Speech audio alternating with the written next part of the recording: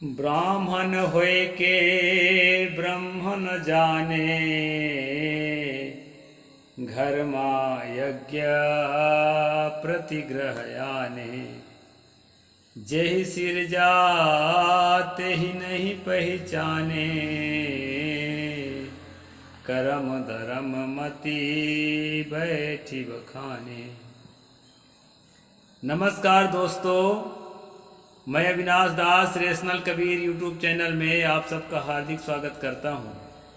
साथियों, यदि चैनल को सब्सक्राइब नहीं किए हैं तो सब्सक्राइब जरूर करें, शेयर करके अपने साथियों तक सभी ग्रुपों में पहुंचाएं, बेल आइकन को प्रेस करें, ऑल नोटिफिकेशन ऑन रखें ताकि हर नया अपडेट आप तक पहुंच सके। साथियों, लाइक करें और कमेंट जरूर करें। इस चैनल का उद्देश्य किसी भी जाति, धर्म, संप्रदाय या व्यक्ति विशेष को आहत पहुंचाना बिल्कुल नहीं है। यह चैनल दोस्तों तर्कशीलता को, वैज्ञानिक सोच को समाज में विकसित करने के लिए, समाज में स्थापित करने के लिए कटिबद्ध है और उसी उद्देश्य से क्रिएट किया गया है। आप जानते हैं कि धर्म के नाम से जो अफीम चटाई जाती है, खासकर हमारे भारत के हिंदू धर्म में हम लोगों के बीच, उसमें इतनी गंदगी है कि वो जो है उसी को धर्म मान रखे हैं।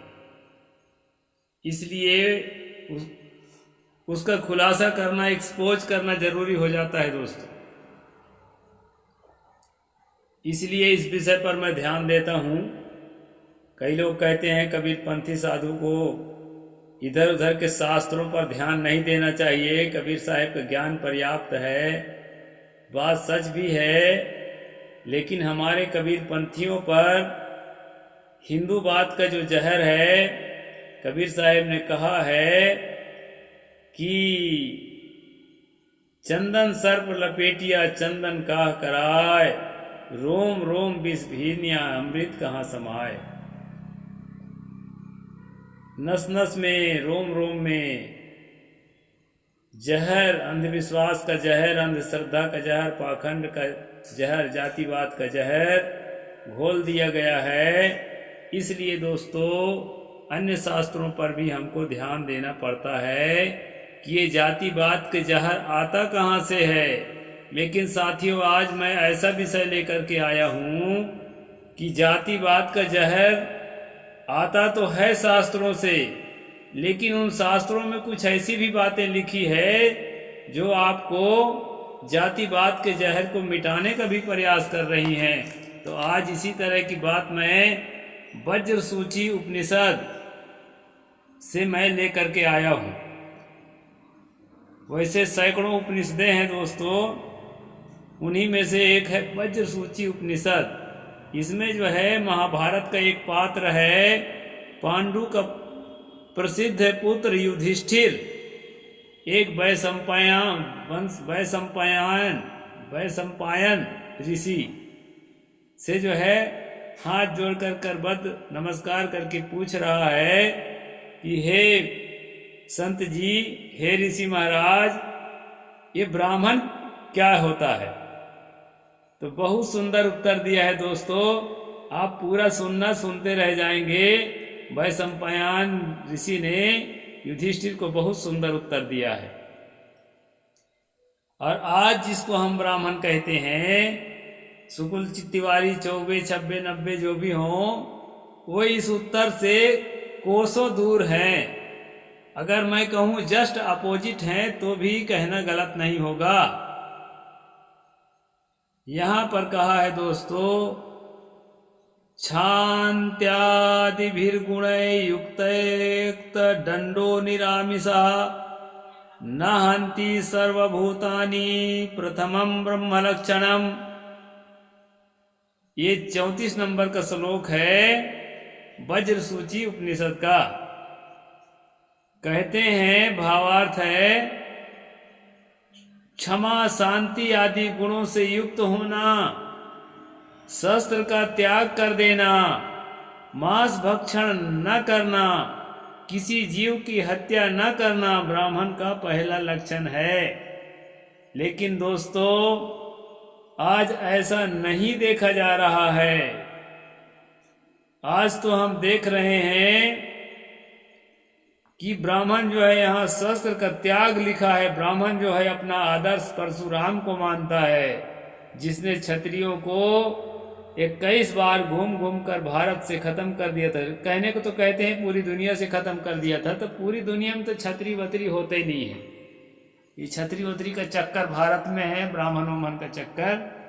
तो भारत से 21 बार खत्म किया था कहा जाता है। तो शस्त्र का त्याग, तो ये अपना आदर्श मानते नहीं है। कोई शांति क्षमा ये तो है ही नहीं है। थोड़ा सा कुछ कह दो ना तिल मिला जाते हैं, क्षमा उमा कुछ नहीं है।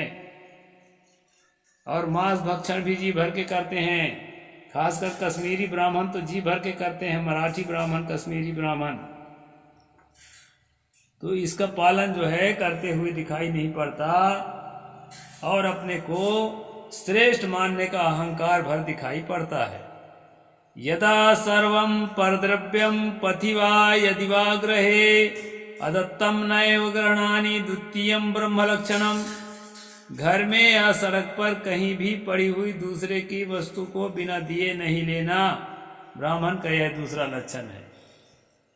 बिना दिए नहीं लेना चाहिए। दूसरे के हक को छीनना, दूसरे के हक को मारना ब्राह्मण का लक्षण नहीं है। लेकिन आज जो है चपरासी से लेकर चीफ जस्टिस तक सब जो है बहुजनों के हक को छीन करके बैठे हैं कुंडली मार के।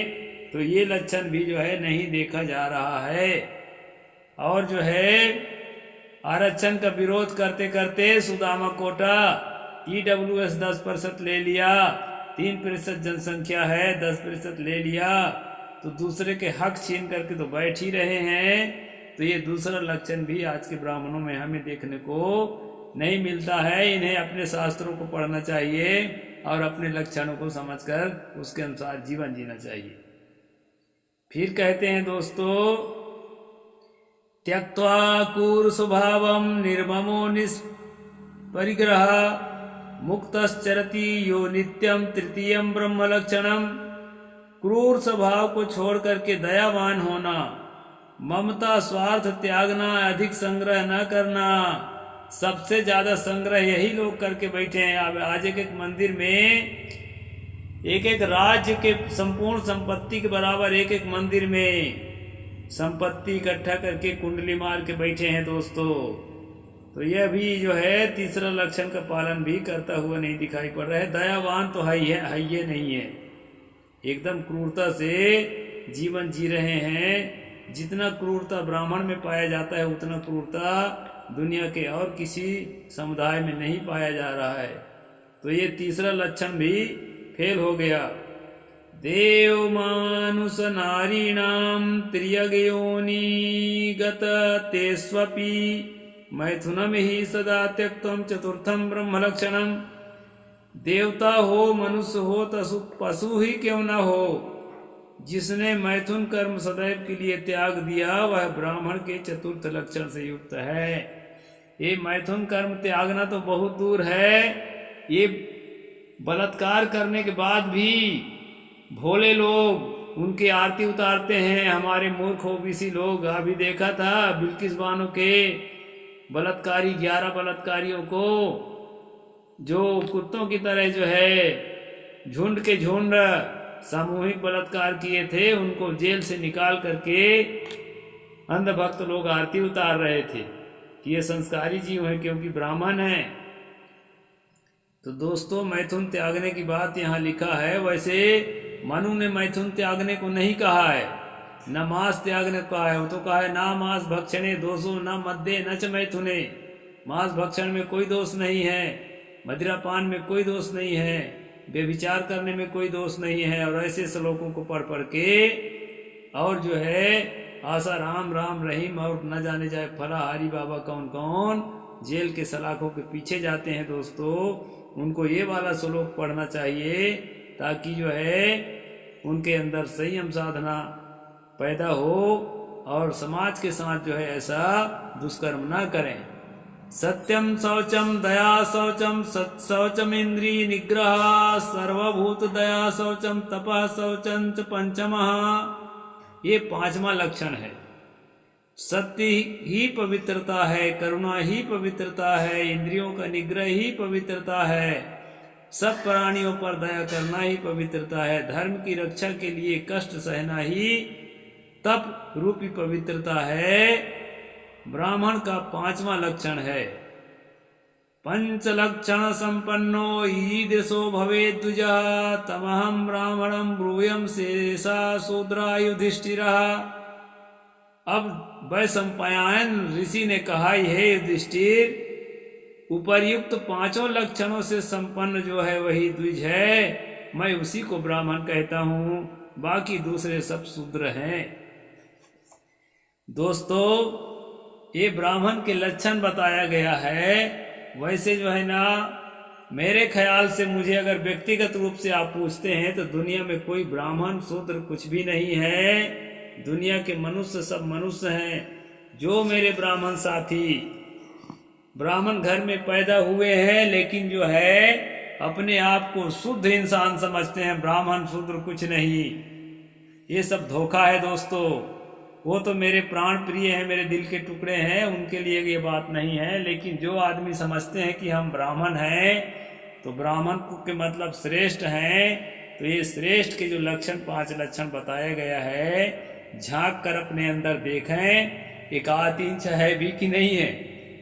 अब मैं तो देखता हूँ जितने जो है अपने को अहंकार में डूबे हुए फिर रहे हैं, उनमें एक को आदमी नहीं मिला है जिसके अंदर ये पांच लक्षण हो।